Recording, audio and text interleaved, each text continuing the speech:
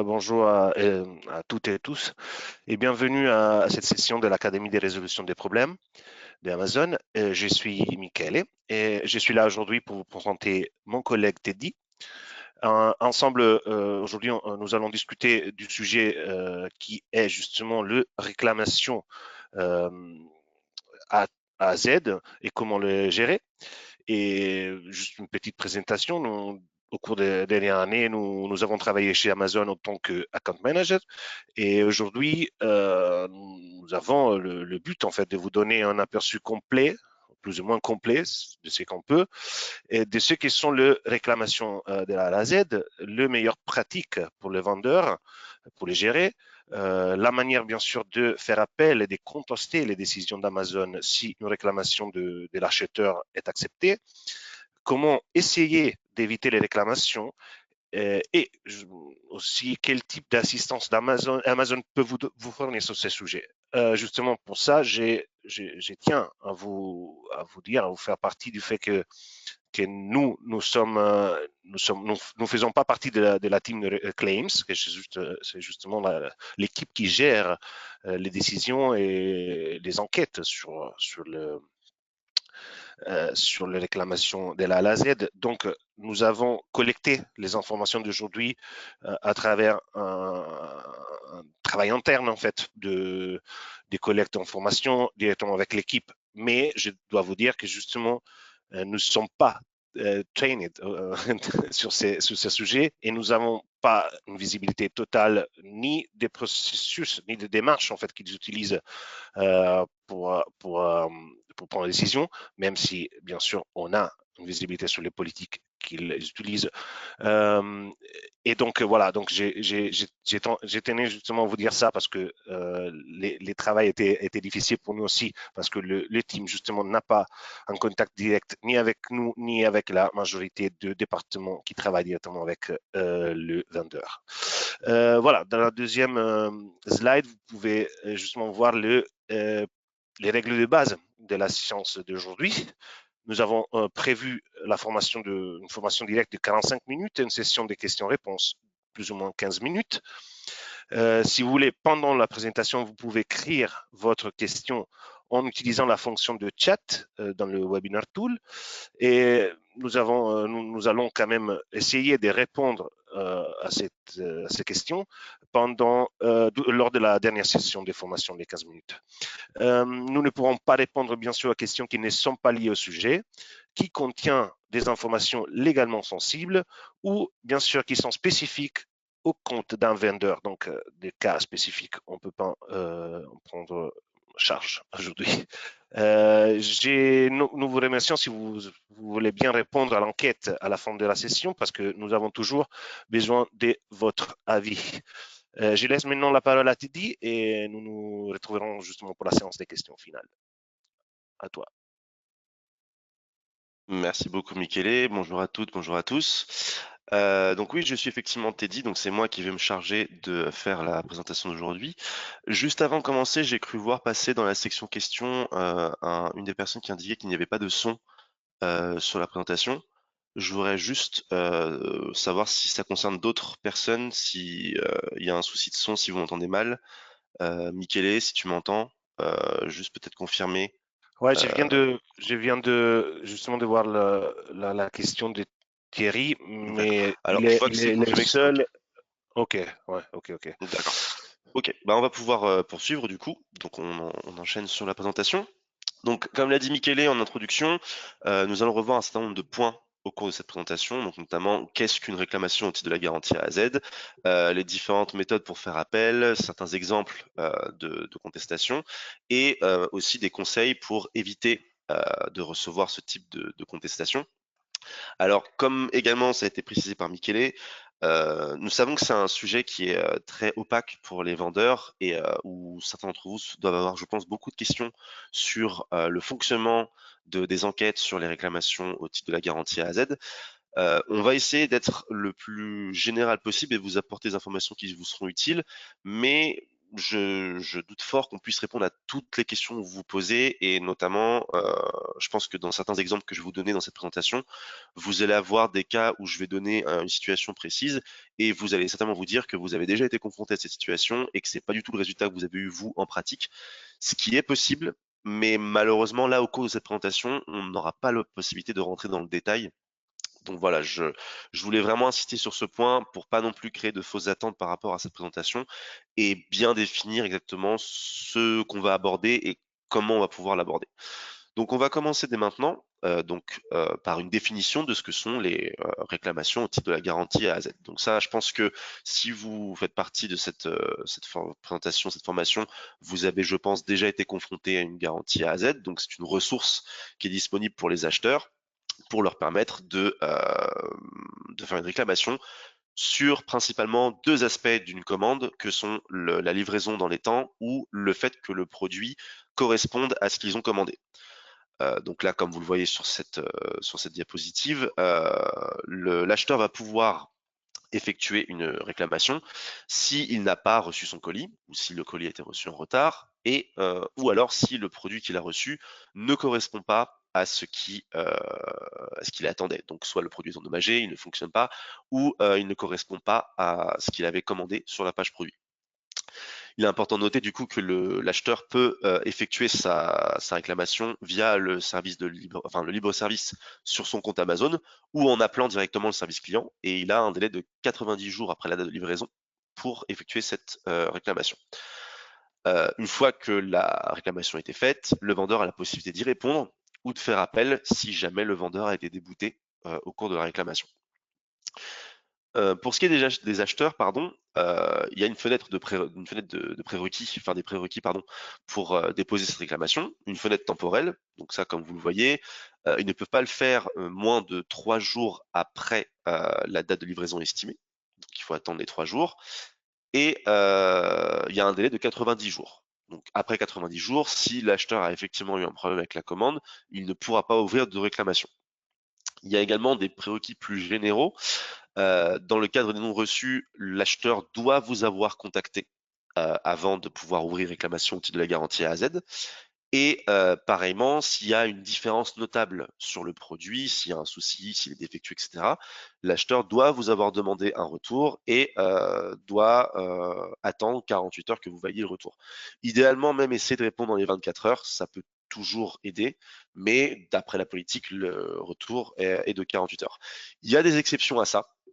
Certains cas où l'acheteur n'a pas forcément besoin de vous contacter avant, mais ce sont des cas plus spécifiques qu'on pourra éventuellement revoir par la suite. Il y a un certain nombre de scénarios non plus qui ne sont pas couverts, enfin qui ne sont pas relatifs aux réclamations au titre de la garantie A à Z, qui sont listés donc sur cette page. Donc s'il y a déjà eu une réclamation, effectivement l'acheteur ne peut pas en ouvrir une deuxième. Si la commande a déjà été entièrement remboursée, il n'y a pas lieu d'ouvrir réclamation. Et pareillement, si la commande a été annulée ou si la commande a été expédiée par Amazon. Juste, je reviens rapidement sur le point donc commande expédiée par Amazon. Effectivement, les garanties A à Z ne vont concerner que les commandes qui sont livrées, pardon, qui sont expédiées par le vendeur. Si le vendeur a fait appel à un service qui est géré par Amazon, il n'a plus la responsabilité de la livraison de cette commande. Donc, il n'y a pas lieu d'ouvrir une garantie A à Z. Mais ça, c'est un point sur lequel on pourra revenir également par la suite. Donc, au niveau des autres prérequis pour déposer une réclamation, l'acheteur donc doit effectivement déposer sa réclamation 3 jours après la date de livraison estimée, mais également, si applicable, il peut le faire 30 jours après avoir passé la commande. Généralement, c'est assez rare que la livraison prenne tout ce temps, mais s'il y a un cas de figure exceptionnel où la livraison peut prendre plus d'un mois, si on est à plus de 30 jours après, l'acheteur pourra déposer une réclamation. Pour le cas où le produit arrive endommagé, s'il ne correspond pas à ce que l'acheteur avait commandé, il peut effectivement du coup faire une réclamation. Ensuite, on a donc le point suivant. Alors oui, effectivement, là, si l'acheteur a renvoyé le produit, pardon, mais qui n'a pas été remboursé, il pourra faire une réclamation. Si vous refusez la demande de retour même si vous exposez des raisons pour ce refus, l'acheteur aura quand même la possibilité d'ouvrir une réclamation. Après, ça ne pourra pas forcément dire que ça sera accepté, mais il aura l'opportunité. Pour les retours à l'étranger, comme les retours à l'étranger sont normalement systématiquement à la charge du vendeur, si vous ne fournissez pas d'étiquette prépayée, il pourra ouvrir une réclamation. Et pareillement, si l'acheteur pense qu'il a été surchargé pour sa commande et qu'il est capable de le prouver, il pourra ouvrir une réclamation au titre de la garantie A à Z. Donc une fois que la réclamation est déposée, il va y avoir 4 cas de figure possibles. Donc en soi, quand vous avez une réclamation qui est ouverte par un acheteur, vous pouvez vous rendre sur serveur central puisque vous allez normalement avoir une notification sur votre serveur central et par email. Et vous pourrez vous rendre donc dans le menu principal, vous allez sur performance et garantie A à Z. Et là, vous pourrez retrouver l'ensemble des réclamations au titre de la garantie A à Z qui sont ouvertes par les clients qui ont commandé chez vous. Et dans ces cas-là, pour chaque réclamation, il va y avoir donc ces 4 cas de figure possibles. Donc soit vous avez remboursé la commande, dans ces cas-là, le montant du remboursement vous sera chargé et cette réclamation apparaîtra dans votre taux de commande défectueuse. Soit l'acheteur a retiré sa réclamation. Dans ce cas-là, il n'y a rien à faire. La réclamation juste devient caduque et ça n'affecte ni vos remboursements ni votre taux de commande défectueuse. Soit un remboursement a été automatiquement accordé, c'est-à-dire qu'au moment où l'acheteur a ouvert la réclamation, ça a automatiquement été accordé par Amazon. Donc là, ça va correspondre aux cas de figure qui sont décrits sur la page qui s'affiche actuellement. Et le dernier cas de figure, qui sera généralement plus courant, c'est Amazon qui procède à une enquête sur la réclamation. Donc là, à partir de là, ça veut dire qu'Amazon a reçu la réclamation et qu'ils sont en train de procéder à une investigation sur les éléments qui sont fournis par l'acheteur et qui peuvent éventuellement être fournis par vous dans le cadre de cette réclamation. Concrètement, lorsque vous recevez cette réclamation, vous pouvez proactivement fournir des informations ou attendre qu'Amazon vous demande des informations. Et il y a un certain nombre d'informations qui pourront vous être demandées par Amazon, qui sont listées sur cette page. Donc c'est une liste non exhaustive. On a essayé d'être plus complet pour les types de documents qui peuvent vous être demandés, mais il peut toujours y avoir des cas un peu particuliers où d'autres documents peuvent vous être demandés. Mais ce qui est surtout important de retenir, c'est que si Amazon vous contacte dans le cadre d'une garantie A à Z, enfin d'une réclamation au titre de la garantie A à Z, c'est de leur répondre dans un délai de 48 heures. Parce que si vous ne le faites pas, à partir de là, la demande sera automatiquement accordée à l'acheteur. C'est-à-dire que même si par la suite vous parvenez à fournir des documents qui pourraient jouer en votre faveur, au bout de 48 heures, ce sera automatiquement accepté. Donc, il faudra passer par la fonction contestation qu'on va voir par la suite. Mais voilà, il faut vraiment essayer d'être le plus réactif possible là-dessus pour éviter des déconvenues sur le traitement des garanties A à Z.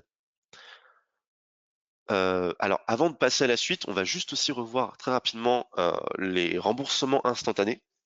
Parce que du coup, ces remboursements, ce sont des remboursements qui vont intervenir, donc comme on le disait tout à l'heure, sans forcément que l'acheteur puisse faire sa réclamation. Parce que tout à l'heure, je vous ai parlé des remboursements qui étaient effectués dès que l'acheteur ouvre sa réclamation. Il peut y avoir des cas où l'acheteur sera remboursé avant même qu'il ait ouvert une réclamation.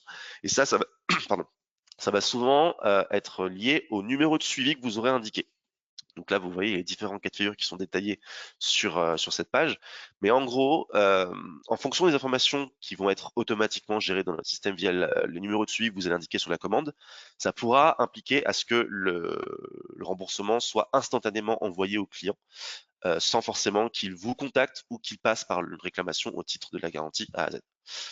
Donc je vous laisse encore quelques instants pour prendre connaissance de ces différents cas de figure, si vous ne les connaissiez pas déjà. Et on va pouvoir passer à la suite.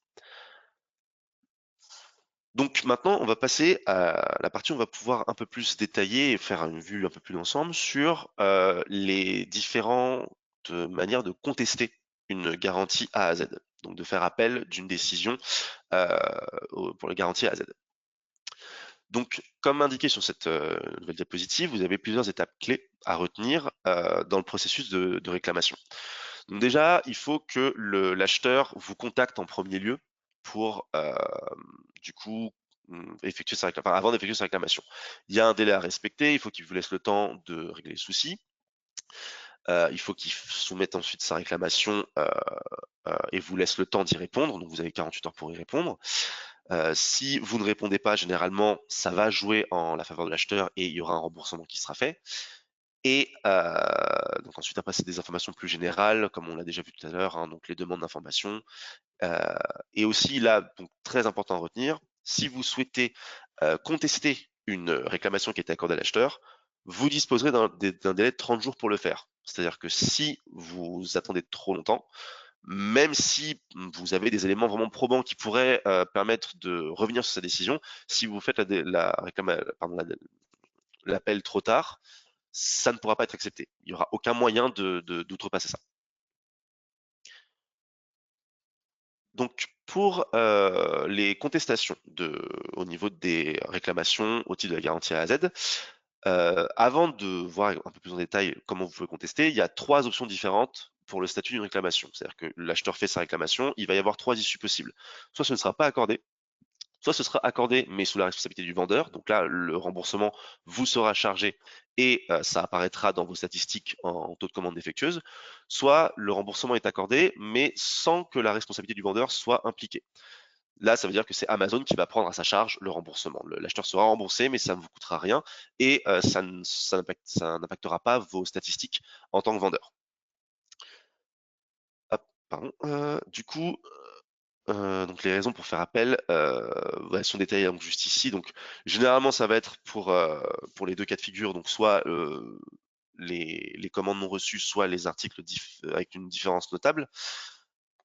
Évidemment, comme je vous l'ai dit, il pourrait y avoir des cas de figure où vous avez été confronté, où finalement ça n'a pas abouti, mais là encore, c'est pas des détails sur lesquels nous pourrons rentrer au cours de cette présentation. Mais d'une manière générale, dans les informations qui sont indiquées sur notre politique, voilà les cas de figure où généralement vous pouvez faire appel de la décision et où en principe la décision peut être revue et le remboursement annulé. Mais là encore, voilà, s'il y a des cas particuliers auxquels vous avez été confronté ou ce n'a pas été le cas, on ne sera pas en mesure de vous expliquer pourquoi au cours de cette présentation. Concernant du coup les meilleures pratiques. Alors, là concrètement, ça peut paraître assez logique ce qui est indiqué sur cette page, mais ça reste quand même bon de le rappeler. Il faut vraiment essayer de faire une contestation et d'aller au plus simple. Et surtout, le plus important, c'est de vraiment reprendre des faits. C'est-à-dire que vous, en tant que vendeur, quand vous recevez ce genre de contestation, vous allez avoir votre interprétation des faits par rapport à ce que l'acheteur a pu vous dire ou par rapport aux éléments qu'Amazon a pu vous demander, etc. Mais il faut vraiment pas que ça rentre en ligne de compte dans votre contestation. Il faut vraiment vous en tenir à des faits. Si vous savez par exemple que le produit a été livré à telle date, c'est vraiment ça, sur ça que vous devez insister.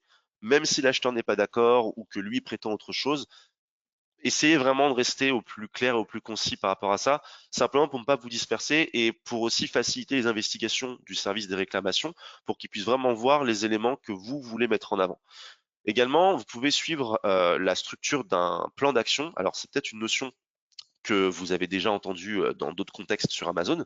Mais en gros, la structure du plan d'action, c'est que vous détaillez simplement ce qui s'est passé, ce que vous avez fait pour régler le problème et pourquoi, d'après vous, la demande ne devrait pas être accordée ou qu'elle a été accordée à tort par le service de réclamation. Vraiment une structure en 3 étapes pour être sûr que votre demande soit clairement comprise et que vous n'oubliez pas de détails qui vont être pertinents dans le traitement de vos contestations.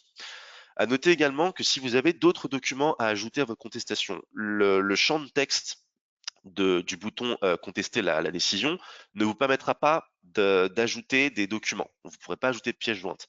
Donc si vous avez de nouveaux documents à ajouter, dans ces cas-là, vous devriez les ajouter dans la messagerie acheteur-vendeur sur serveur central en précisant du coup dans le texte de votre contestation que vous avez ajouté des nouveaux documents dans la messagerie et que du coup le service doit consulter cette messagerie à nouveau pour prendre connaissance de ces nouveaux documents. D'ailleurs, si vous faites une contestation, le conseil que je peux vous donner, c'est vraiment d'essayer d'ajouter des documents que vous n'avez pas déjà fournis. Si c'est pour fournir de nouveaux documents, généralement, ça ne va pas mener à ce que la décision soit changée, puisque les documents qui vont être revus sont ceux qui ont déjà été revus en premier lieu avant que la première décision soit prise. Donc, pour essayer d'être un petit peu plus pertinent, si vous avez par exemple une preuve de livraison ou une déclaration de votre transporteur que vous n'aviez pas auparavant, vous pouvez la fournir. Ce sont des éléments qui peuvent aider à revoir du coup les éléments d'investigation. Ensuite, une fois que l'appel est accepté, une fois que la contestation est acceptée par Amazon, il va y avoir un délai de 7 jours ouvrables pour que le système annule le remboursement et que ça modifie l'impact sur vos statistiques. Donc là maintenant, nous allons voir des cas pratiques, donc qui sont des cas qui sont déjà arrivés à d'autres vendeurs. Donc on a enlevé tous les détails qui permettaient d'identifier les vendeurs, mais voilà, c'est juste pour avoir des cas un peu plus précis sur comment sont traitées les demandes et comment sont traitées les contestations si le vendeur en fait une. Donc là, dans ce premier exemple, on a un acheteur qui contacte le vendeur parce que les articles qui sont commandés sont affichés comme livrés, mais lui prétend ne pas tous les avoir reçus. Donc il contacte l'acheteur, il lui indique qu'il a bien reçu un des articles commandés, mais pas les autres, qu'il n'était pas présent lors de la livraison. Et du coup, il voudrait avoir une aide par rapport à ça. De son côté, le vendeur, lui, indique que tout a bien été livré et que l'acheteur avait été informé des dates de livraison, des informations nécessaires pour la livraison, etc., etc. Dans ce cas précis, la contestation aura été refusée parce que dans cet exemple, pour être un peu plus précis sur ce qui s'était passé, la commande consistait en plusieurs produits, donc plusieurs boîtes qui avaient chacun un numéro de suivi différent, sauf que le vendeur n'indiquait qu'un seul numéro de suivi. Ce qui veut dire que l'acheteur n'avait pas accès à toutes les informations de suivi dès le départ et ne pouvait donc pas anticiper la livraison de l'ensemble des produits. Donc là, ce qu'il faut retenir de cet exemple, c'est que si vous avez des commandes où vous avez plusieurs produits et que chaque boîte a un numéro de suivi, c'est d'être vraiment le plus exhaustif possible au niveau des informations. Pour reprendre l'exemple dont je vous parle, même si le vendeur par la suite communique les bons numéros de suivi à l'acheteur dans le service de messagerie, le fait que ces numéros de suivi ne soient pas présents dans la commande dès le départ joue en la défaveur du vendeur, puisque ces informations doivent être indiquées dès le départ au moment où la commande est validée et au moment où la commande est expédiée. Donc il faut vraiment faire attention à ça, puisque là, en l'occurrence, le vendeur c'est dit qu'il avait plus ou moins raison de faire une contestation, puisque les produits ont bien été livrés par la suite, et il y avait bien des numéros de suivi pour chacun d'entre eux. Mais comme ces numéros de suivi n'étaient pas renseignés dès le départ, ça a conduit à ce que l'acheteur soit remboursé et que la contestation soit refusée. Donc c'est vraiment des points de détail importants. Enfin voilà, c'est du détail, mais ça reste important. Donc il faut vraiment être vigilant là-dessus. Ça peut permettre parfois d'éviter des soucis sur des garanties, des réclamations de la garantie A à Z, et du coup même d'éviter simplement que l'acheteur rencontre un souci au niveau du traitement de sa commande. Donc pour le deuxième exemple, on va voir un cas de produit donc défectueux. Donc là, encore une fois, l'acheteur contacte le vendeur parce qu'il a un souci par rapport à sa commande, le produit étant défectueux, et il prétend que aucune étiquette de retour prépayée n'a été fournie pour permettre un retour. Donc dans ce cas de figure, effectivement, l'étiquette de retour prépayée n'a pas été automatiquement fournie puisque l'article est considéré comme dangereux. Donc dans la politique d'Amazon, le vendeur n'a pas nécessité de fournir une étiquette de retour prépayé automatiquement. Mais dans ce cas précis, le vendeur a pris les devants et a quand même fourni une étiquette prépayée à l'acheteur dans le service de messagerie avant que l'acheteur ne fasse sa réclamation. Donc dans ces cas-là, la contestation a été acceptée puisque l'acheteur prétend que le vendeur n'a pas fait quelque chose que le vendeur a effectivement fait. Ça n'a pas été fait automatiquement dans le système, mais le vendeur a pris les devants et a décidé de le faire quand même s'il n'était pas obligé de le faire, entre guillemets. Donc dans ces cas-là, la contestation a été acceptée. Ça a été revérifié par le service de réclamation et le service de réclamation a décidé d'annuler le remboursement. Donc là, encore une fois, on peut voir dans ce qui a attiré de ce cas de figure, c'est que si dans le cas où le vendeur propose une solution directement, et même si c'est pas une solution qui est prévue dans la politique d'Amazon, c'est toujours quelque chose qui va jouer en la faveur du vendeur, en tout cas dans la majorité des cas. Donc du coup, quand vous avez l'opportunité de le faire, n'hésitez pas à le faire. Après, c'est pas forcément quelque chose que vous pourrez faire tout le temps, ça je le conçois très bien. Mais quand c'est possible, n'hésitez pas à aller un peu plus loin que ce que la politique propose, simplement pour gagner du temps et pour permettre aussi une meilleure expérience des acheteurs quand ils sont confrontés à ce genre de soucis. Donc là ensuite on a un troisième exemple où le colis n'a pas été reçu. Donc là, l'acheteur contacte le vendeur en précisant que le produit n'a pas été livré. et le vendeur indique que la preuve de livraison et le lien de suivi ont été communiqués en temps et en heure à l'acheteur, et c'est vérifiable sur le numéro de suivi. Donc, dans ces cas-là, la contestation a été acceptée, puisque dans les informations au cours de l'enquête, on constate bien que que le produit a été livré dans les temps. Si l'acheteur juge que c'est trop tard pour lui, c'est une chose, mais si ça correspond aux dates de livraison estimées et indiquées sur la commande, on ne peut pas imputer ça au vendeur. Donc, on ne peut pas reprocher au vendeur de livrer son produit dans les temps. Donc, dans ces cas-là, le remboursement n'a pas lieu d'être. Donc là, je vous laisse prendre un petit peu connaissance des conclusions et on va passer à la suite. Donc, quelques conseils sur comment éviter les réclamations au titre de la garantie A à Z. Alors, ce sont des conseils très généraux, encore une fois. Ça ne veut pas forcément dire que ça marchera à tous les coups, mais ça peut être des pistes qui peuvent vous permettre, si ce n'est de toutes les éviter, de moins réduire le nombre de réclamations au titre de la garantie A à Z que vous pourriez recevoir. Donc là, vous avez la liste des différents conseils. Ce que je vous demanderais peut-être de retenir le plus, parce que c'est ce qui me paraît le plus probant, c'est notamment d'avoir comment dire, une signature à la livraison, ou en tout cas de faire appel à un transporteur qui a ce type de preuve de livraison qui permettent d'avoir la signature de l'acheteur lorsque le produit est livré, puisque généralement, voilà, si la signature, si les livraisons sont nominales, ça va vraiment permettre d'attester que le produit a été livré en temps et en heure. Aussi, voilà, de faire attention à avec quel transporteur vous travaillez. Si vous voyez qu'il y a un transporteur qui a beaucoup de retard ou qui vous cause beaucoup de soucis à ce niveau-là, de voir si c'est possible éventuellement d'en changer.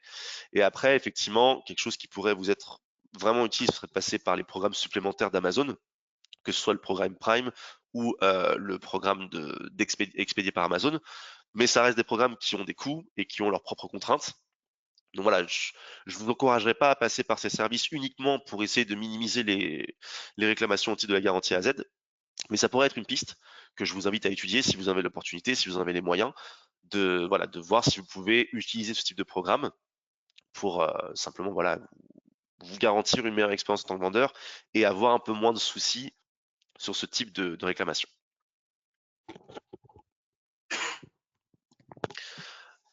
Alors du coup, comment gérer les réclamations en 4 étapes? Donc là, c'est vraiment encore une fois quelque chose de très général. Il va y avoir parfois des subtilités, mais en règle générale, voilà, essayez juste d'être réactif quand un acheteur vous contacte par rapport à un problème, même si c'est pas un problème qui sera éligible par la suite à une garantie A à Z. Le tout, c'est vraiment d'essayer d'être le plus réactif possible. Je sais que ça peut paraître logique de dire ça, mais c'est vrai qu'on peut constater parfois beaucoup d'occurrences où les vendeurs ne répondent pas assez vite aux acheteurs, alors que du coup, ça aurait pu vraiment régler le problème. De collaborer également avec Amazon, quand Amazon vous demande des informations, de ne pas hésiter à les donner rapidement et même à interagir avec eux si vous avez des questions. Hem, Ensuite pour les alors stratégies de prévention des réclamations, A à Z, ça effectivement comme on l'a vu tout à l'heure, c'est ce qu'on a vu, sur la slide précédente. Donc faire attention avec quel transporteur vous travaillez, essayer de vous assurer que le transporteur offre le service de signature si c'est possible et éventuellement de passer par, les autres services d'Amazon qui vous permettent, entre guillemets, de vous dédouaner de votre responsabilité de vendeur au niveau de la livraison, ce qui du coup va permettre à Amazon de gérer ça à votre place en fait et de vous faire gagner du temps. Donc voilà, c'est des points que vous pouvez utiliser pour gérer les réclamations et les minimiser, en tout cas minimiser leur impact autant que possible sur votre compte. Donc là, comment signaler les réclamations? Donc ça, oui, effectivement, si vous avez déjà eu des réclamations au titre de la garantie AZ, je pense que vous avez déjà, heu, comment dire? Vous savez déjà comment procéder, mais heu, du coup, pour faire appel à la décision, il vous suffit simplement de, cliquer sur le bouton «Contester la décision» et ensuite de suivre les étapes qui sont détaillées sur la page. Heu, Tac, tac, tac, donc l'assistance au vendeur, donc oui, ah oui, ça c'est une partie très importante. Comme je l'avais, certainement évoqué tout à l'heure, il me semble, ou alors c'est Michele qui l'a fait, juste avant que je prenne la parole. Les réclamations au titre de la garantie A à Z sont gérées par un service de réclamation. C'est un service qui est externe au support vendeur. Ce qui veut dire que le support vendeur ne va pas pouvoir intervenir directement sur les, réclamations au titre de la garantie A à Z. Vous pouvez contacter le support vendeur si vous avez un doute sur comment contester la réclamation. Mais une fois que la réclamation a été contestée, le support vendeur n'aura pas la possibilité de consulter les investigations du service réclamation ou de changer la décision qui aura été prise par ce service. Donc ça, c'est vraiment quelque chose il faut bien comprendre, c'est que le support vendeur, malheureusement, ne pourra pas intervenir là-dessus. Je sais que ça peut parfois être très frustrant, mais je vous garantis que même pour nous, parfois ça peut l'être parce qu'on n'a pas de visibilité sur ce type d'informations. Donc du coup, on a beaucoup de vendeurs qui nous posent la question sans qu'on puisse forcément y répondre.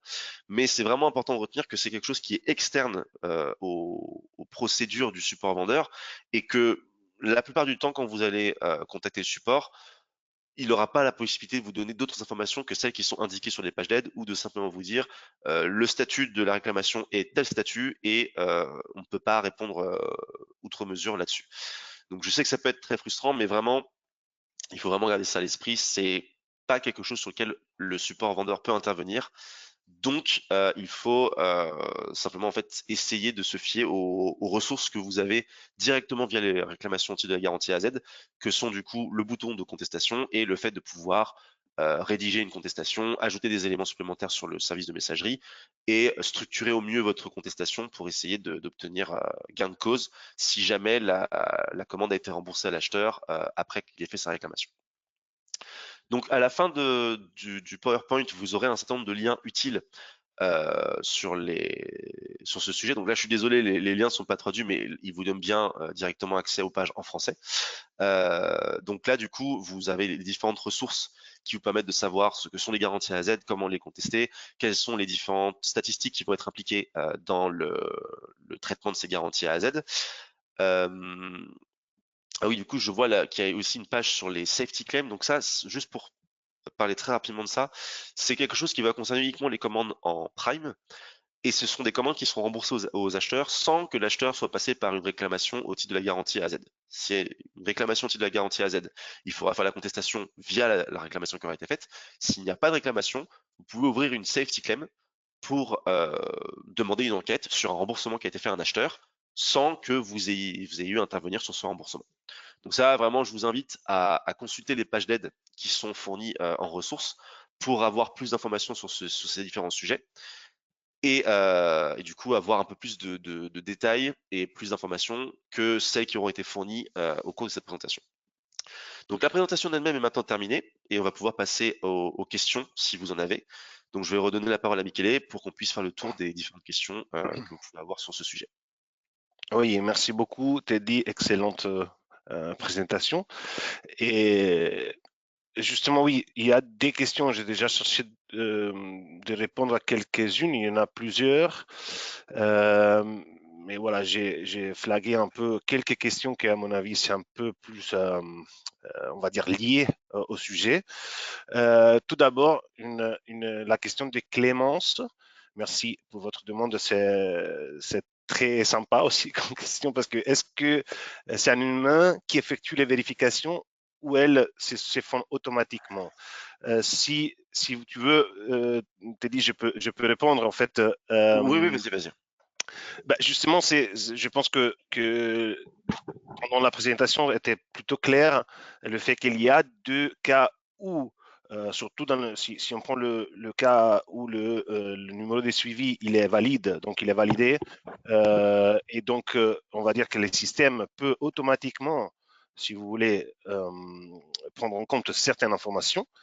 Cela ne passe pas par l'être humain, donc par nos collègues de Claims Team, même si vous pouvez toujours ouvrir une réclamation après. Si on peut revenir en arrière, c'était dans la slide de remboursement instantané. Si je ne me trompe pas, exactement ça, c'est quelque chose qui, le système, s'il y a le suivi valide, vous pouvez le regarder dans cette slide que je vous disais. Justement, elles sont directement prises en compte par le système et traitées autant que justement soit l'acheteur remboursé, soit le remboursement non autorisé. Ça dépend des cas. De toute manière, moi je dirais que la plupart des cas, vu qu'ils sont enquêtés directement par notre claims team, c'est exactement quelque chose que il y a, c'est exactement quelque chose qui rentre dans le cas où il y a quelqu'un qui regarde vos appels et vos réclamations et tout ça. Donc, il y a toujours d'être humain. On est aussi dans le celle de support, on est être humain. Après, deuxième question que j'ai flaguée, Alexis, merci pour la question. Si nous envoyons une preuve de livraison sans signature du destinataire, est-ce que la contestation peut être acceptée ou doit-elle obligatoirement présenter une signature? Si tu veux, te dis, je réponds aussi. Et là, ça dépend toujours de cas en cas, en fait. Ça dépend. S'il y a d'autres preuves par exemple aussi, ça dépend s'il y a un suivi valide, un numéro de suivi valide qui, par exemple, montre que le colis est arrivé euh, pour la date estimée, en fait. Donc, déjà, ça, c'est quelque chose qui c'est très important. Ça dépend aussi de comment, justement, vous avez répondu au, au, au, à l'acheteur dans le message buyer sell. Donc, ça dépend aussi du customer service, du service client que vous avez fourni au, aux acheteurs en fait. Ça dépend de beaucoup de choses. C'est pour ça que je disais au principe pendant l'introduction, c'est vraiment il y a une politique générale, mais après il y a les cas pour cas. Donc c'est pas quelque chose qui nous ce qu'on vient de vous dire et de vous suggérer, c'est justement d'utiliser un service de livraison qui garantisse aussi une preuve de livraison avec signature. C'est toujours mieux. Voilà, c'est ça.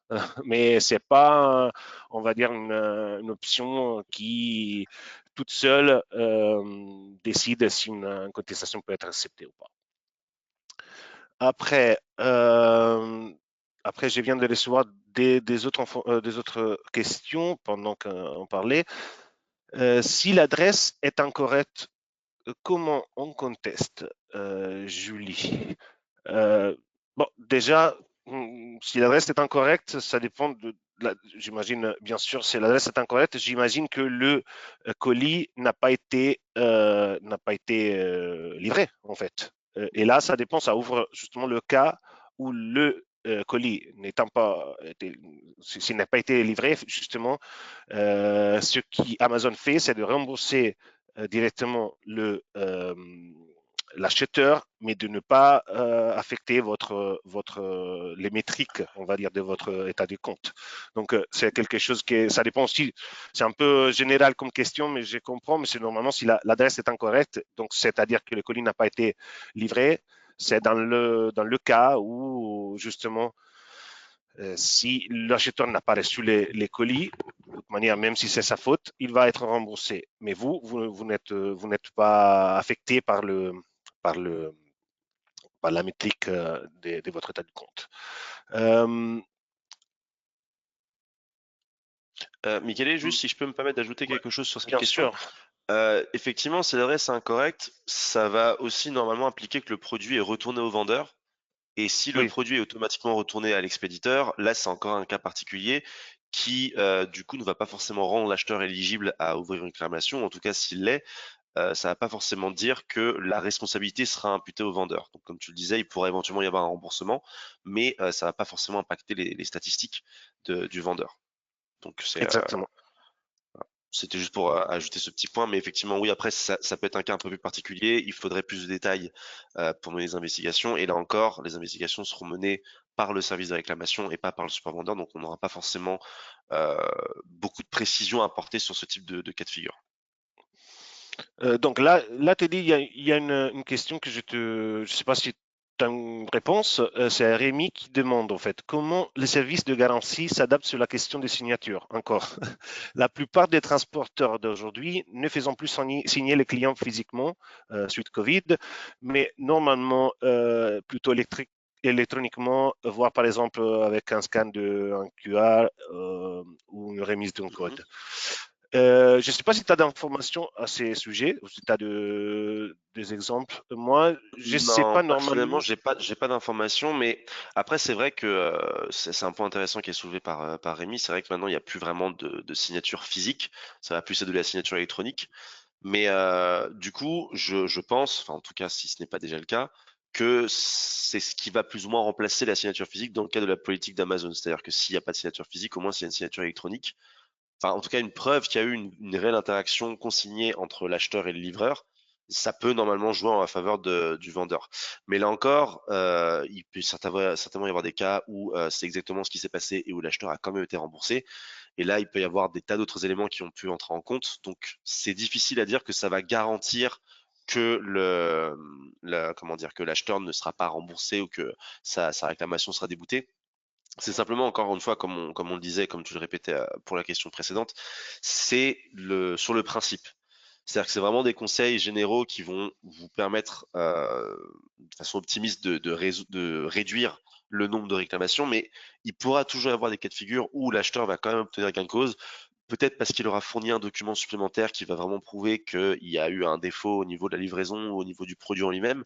Ça, après, c'est des éléments qui vont être vraiment au cas par cas et on ne pourra pas vous donner une réponse 100% sûre sur le fait de si vous procédez de telle ou telle manière, c'est sûr et certain, vous n'aurez pas de soucis au niveau des garanties A à Z.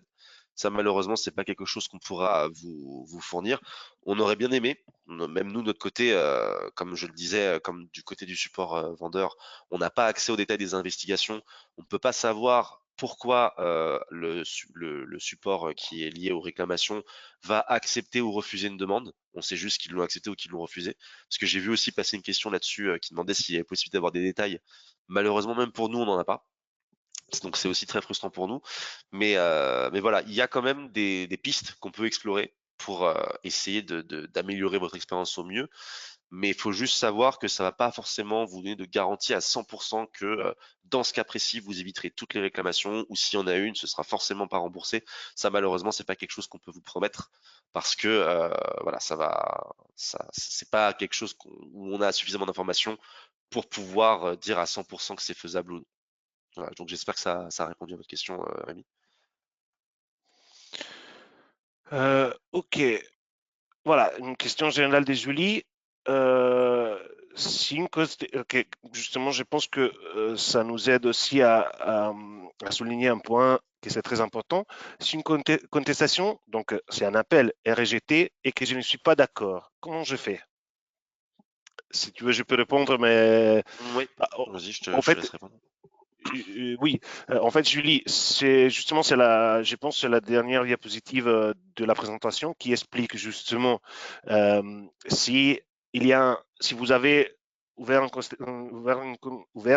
contestation avec Amazon après qu'une réclamation a précédemment été acceptée par le service et ensuite la contestation même, elle est en fait rejetée, comme vous dites. Bon, là, tout d'abord, je dirais qu'il n'y a plus grand-chose à faire, au moins si il y a un changement dans quelque information ou documentation que vous pouvez envoyer à Amazon. C'est donc justement le cas de figure de la dernière diapositive qu'on a vue, où justement vous pouvez, si vous avez justement, je sais pas, vous avez par exemple reçu la preuve de livraison une fois que la contestation a déjà été rejetée et clôturée. Dans ces cas, vous pouvez ouvrir un cas avec Seller Support, demander, envoyer en pièce jointe la preuve et demander donc que la contestation soit révisée par le team dédié en fait. De toute manière, si vous n'avez pas d'autres informations importantes ou des informations qui donnent plus d'informations justement sur ce qui s'est passé, ou si vous n'avez pas de documentation qui peuvent justement aider votre demande à être changée, donc à être acceptée, moi, je dirais que il n'y a pas grand-chose à faire. Si vous avez déjà perdu, entre guillemets, la réclamation et en même temps, vous avez vu votre contestation à la réclamation rejetée, il n'y a pas grand-chose à faire. Sinon, s'il y a justement un changement des documentations d'information concernant ça. Après, une autre question. Désolé, il y a beaucoup de questions qui arrivent pendant qu'on parle. Et aussi, je vois qu'il y a beaucoup de questions qui, en fin de compte, concernent des cas très spécifiques sur des Ouais, commandes avec des scénarios bien spécifiques. Ça, malheureusement, comme on l'avait évoqué au début de la présentation et tout au long de celle-ci, c'est pas forcément des questions auxquelles on pourra répondre. Parce que, comme je vous l'avais dit, voilà, je m'attendais à ce qui est ce genre de scénario. C'est-à-dire qu'on vous décrit des scénarios qui sont dans la politique et vous, de votre expérience, vous avez déjà été confronté à une commande où il y a eu un problème similaire ou identique pour lequel vous n'avez pas eu du tout le résultat qui est indiqué dans la présentation. Là encore, c'est des cas particuliers qui n'ont pas du coup donné lieu à une investigation par le support vendeur. Donc on n'aura pas la possibilité de vous expliquer pourquoi dans ce cas précis l'acheteur a été remboursé, pourquoi dans ce cas précis votre documentation n'a pas été acceptée. Ça, on n'a pas la possibilité de vous donner de réponse malheureusement. Donc je vois qu'il y a eu pas mal de questions comme ça sur, euh, sur ce sujet. ouais, Donc sur vraiment, des pour cas. toutes ces questions-là, je fais une réponse globale. Je sais que c'est très frustrant, je le comprends parfaitement, mais malheureusement, on n'aura pas la possibilité de vous donner plus d'informations parce qu'on a malheureusement pas la réponse à ces questions. Voilà, je suis navré pour ça, mais je vous remercie pour votre compréhension sur ce sujet-là. Donc après, vraiment, on est débordé de questions, si vous voulez. Je suis en train de voir un peu si on en a quelques-unes qui est plutôt générale. Euh, si les clients, c'est Damien qui demande en fait si les clients donnent l'autorisation au chauffeur de déposer les colis chez lui. Voilà, ça c'est un cas un peu spécifique. Voilà, ça c'est trop Euh, spécifique, on ne pourra pas répondre ça, malheureusement. ouais, là, on a une question de Christopher. Dans quel cas doit-on fournir une étiquette prépayée au client? Ça, c'est une très bonne question. Je ne sais pas exactement par cœur. Je ne sais pas si tu es capable de répondre 100% avec, si tu es Alors, sûr 100%, je pourrais pas mais donner une je liste suis. exhaustive, mais en fait, pour répondre vraiment très rapidement à la question de Christopher, dans la liste des ressources qui sont à la fin de la présentation, vous avez normalement une page d'aide. Alors, je vais juste remonter la présentation. Oui, j'ai Euh, déjà trouvé la page d'aide en général pour les retours prépayés pour les voilà, commandes expédiées par les vendeurs. Et je suis en train de la partager directement avec d'accord. tout le monde. Voilà. Mais Si vous sinon, avez. c'est la page qui s'appelle About our Return Policies, donc à propos de notre politique de retour, où là, dans la page d'aide, vous avez listé tous les scénarios où l'étiquette de retour prépayé est nécessaire pour le retour du client. Mais après aussi, ce qu'il faut noter, juste pour m'arrêter très vite sur ce sujet, normalement, depuis je crois que c'est un an ou deux, quand l'acheteur fait une demande de retour qui rentre dans le cadre des politiques de retour d'Amazon, le retour est automatiquement approuvé par Amazon. Donc le fait de ne pas valider le retour rapidement, c'est pas forcément quelque chose qui va être toujours impactant au niveau des garanties A à Z. Mais voilà, pour plus de détails, je vous invite vraiment à consulter cette page d'aide et éventuellement à contacter le support vendeur pour du coup avoir plus de détails sur les cas de figure où vous devez fournir une étiquette prépayée et les cas où vous n'avez pas forcément à le faire. Ok, on a juste quelques minutes encore. Donc, je vais trouver quelques questions qui soient générales et pas trop spécifiques à deux cas. Mhm. Euh, Mélanie, elle demande si Amazon laisse-t-il un délai aux vendeurs pour traiter les retours. Je suis en train de lire pendant que. Oui, les retours, il me semble que c'est 48 heures normalement pour traiter une demande de retour. Oui, oui, oui, ouais, justement, pour traiter une demande de retour, c'est 48 heures. Ouais. Euh, si on Ah, fournit pour une traiter les étiquette remboursements. prépayée, Je crois que Mélanie a apporté une précision sur sa question. C'est pour traiter les remboursements. Donc, j'imagine le ok, remboursement une fois que vous avez reçu le retour. Là, normalement, c'est pareil, c'est 2 jours, enfin 48 heures. Du coup, je vous redirige vers la page d'aide qui parle des retours et de la politique de retour Amazon. Mais normalement, quand vous recevez le produit, donc une fois que le retour est confirmé au niveau du suivi de retour, vous avez 48 heures pour traiter le remboursement à l'acheteur. Aurélie aussi, elle demande sur la question de retour. Je vous renvoie tout de suite à la même page d'aide qui justement disait avant Teddy. Euh, Après, nous avons parfois. Ok, attendez, il y a trop de questions. Je suis. Attendez. Euh, Est-ce que les réclamations AZ impactent le buy box? Ça, c'est une bonne question. En fait, moi, je répondrais que je sais pas la buy box directement impactée par des réclamations, bien sûr, genre, Non, non. mais, Non, mais puisque les. Alors, bien, excuse-moi, Michael, je te coupe, mais pour cette vas-y. question-là, non, non, non, la buy box normalement n'est pas impactée par nécessairement par les garanties A à Z. Ça peut être le cas, mais généralement, ce qui va être le plus joué pour les buy box, ça va surtout être comment dire, les commentaires du produit, le prix du produit. Après, il y a d'autres paramètres qui peuvent entrer en compte et les garanties AZ peuvent en faire partie, mais de mémoire, il ne me semble pas que c'est le facteur le plus déterminant pour les buy box. Non, moi, je dirais que d'ailleurs, en fait, le buy box, il y a d'autres métriques qui sont prises en compte. Bien sûr, si par exemple vous avez un problème avec certains des métriques dus, par exemple, au taux de réclamation que vous recevez, vous allez recevoir je sais pas, des ordres en retard et tout ça, cela peut impacter de manière indirecte la buy box parce que ces genres de métriques, bien sûr, qui peuvent être prises en compte pour gagner ou ne pas gagner la buy box. Donc, c'est pas un impact direct, mais bien sûr, tout est un peu garder un état du compte en bonne santé, c'est toujours très important. Et bien sûr, avoir des réclamations, avoir un taux de réclamation des produits minimal, on va dire, c'est la meilleure politique voilà, pour garder un bon état des comptes. Euh, Ouais. Et alors, attends, du coup, Mickey, je vois que Julie complète sa question qui nous demande donc si le taux de commande défectueuse impacte la buy box.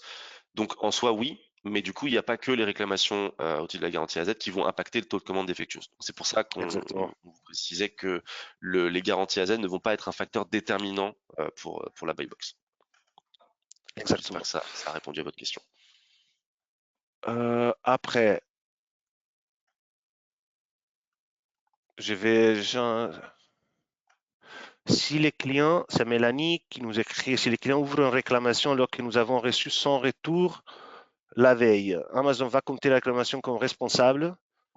Ben, ça dépend toujours, Mélanie, de quelle réclamation et pour quel type pour quel genre pourquoi il a retourné les produits. C'est ça la question. Donc, il a le droit d'ouvrir une réclamation, même si les produits a été remis en la main des vendeurs. Ça dépend toujours de quel type de problème il a relevé. Donc, ça dépend. Ça, probablement, justement, une investigation devra être mise en place par nos services.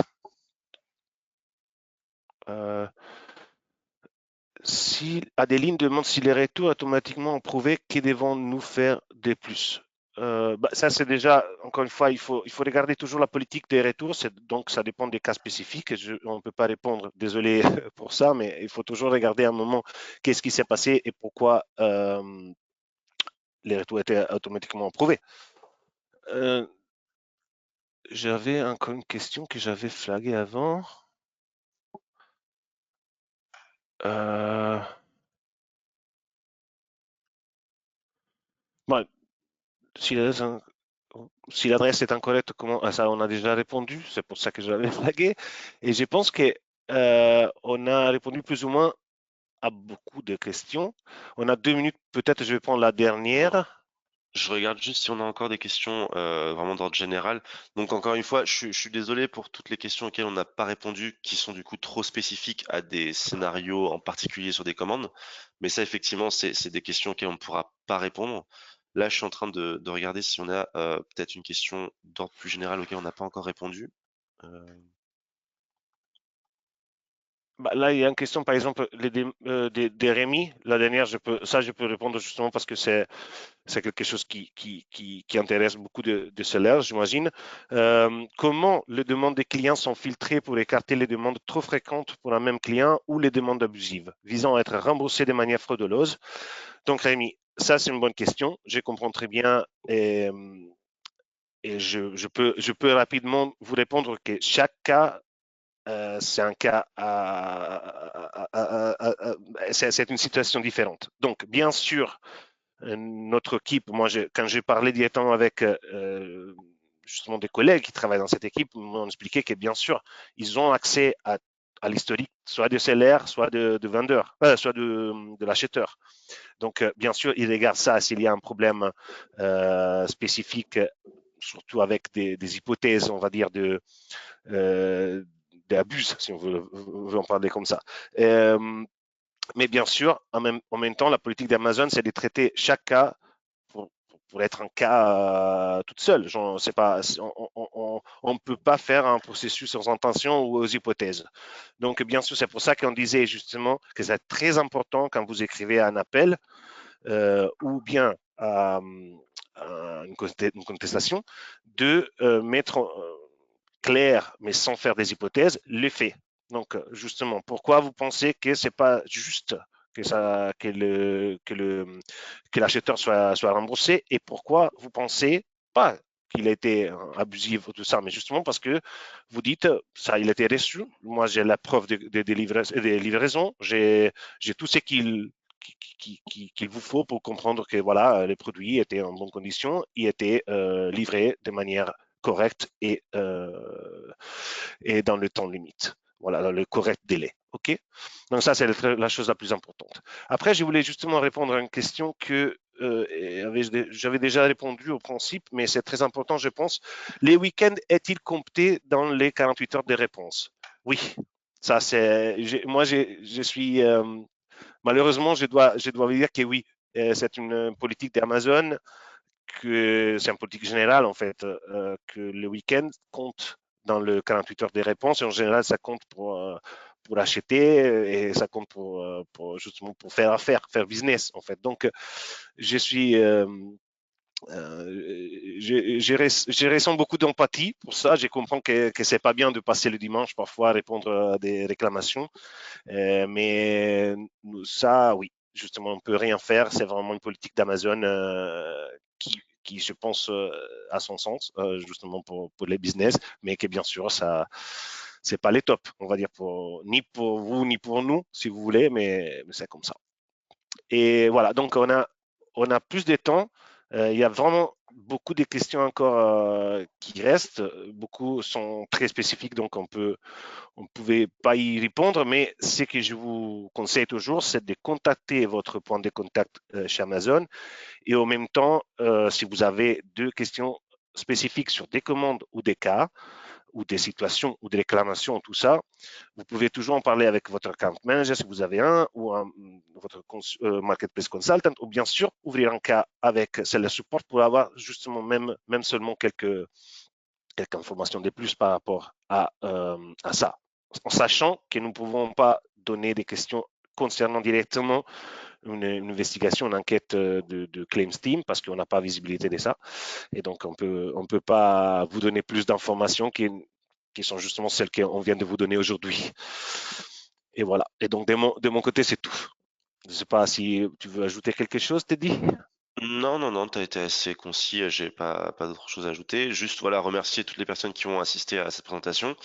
En espérant voilà, que vous avez pu avoir des informations qui vous seront utiles par la suite, même si je me doute que certains d'entre vous doivent avoir encore beaucoup de questions et n'ont pas forcément voilà, avoir des informations qui vont vraiment les aider, ou en tout cas qui vont répondre à leurs inquiétudes. Mais voilà, j'espère en tout cas que ça a pu vous apporter des éléments de contexte qui vous permettront d'appréhender un peu mieux les garanties A à Z par la suite.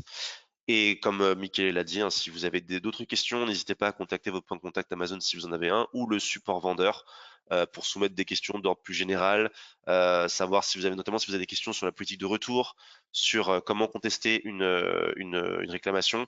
C'est des choses que vous pouvez demander. Nous, effectivement, du côté du support vendeur, on ne pourra pas changer une décision ou vous apporter des détails sur une décision qui a été prise. Mais avant qu'on en arrive à ce point de contester une décision, si vous avez des questions, sur des bonnes pratiques pour éviter tout ça, vous pouvez toujours consulter nos équipes. On sera ravis de vous aider pour essayer au maximum de vous faciliter la vie de ce côté-là. Voilà, Oui, je voulais merci juste pour votre ajouter, participation. merci Teddy. Je voulais juste en profiter pour vous dire que le projet de la Issue Resolution Academy, c'est un projet du Premium Seller Support. Donc, c'est quelque chose c'est un projet à nous.